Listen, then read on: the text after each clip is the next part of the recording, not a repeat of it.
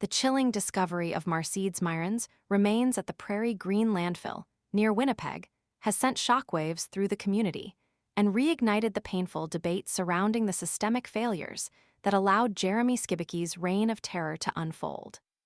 The confirmation, announced by the Manitoba Royal Canadian Mounted Police on Monday, brought a grim conclusion to the search for the 26-year-old woman from Long Plain First Nation, a life tragically cut short in 2022 by Skibicki's brutal actions.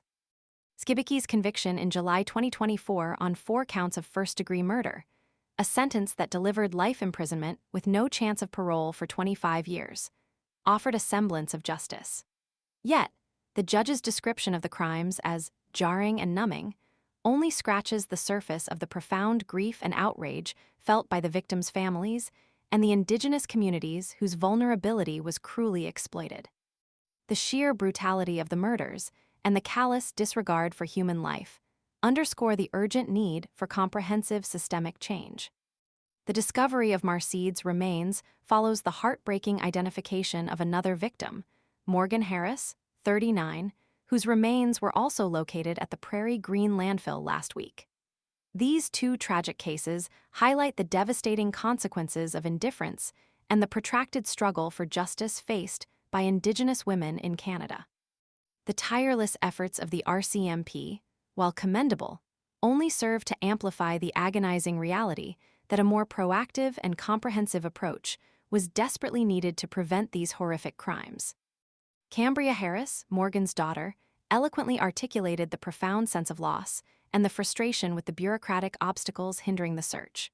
Her poignant words, "They keep saying it comes down to feasibility, but it doesn't come down to feasibility when it's about human beings and bringing these people home," encapsulate the raw emotion and the utter inadequacy of prioritizing logistical challenges over the fundamental human right to dignity and the rightful return of loved ones. Her impassioned plea, delivered after a meeting with former Prime Minister Justin Trudeau, resonated with a nation grappling with the dark legacy of colonialism and its ongoing impact on Indigenous communities.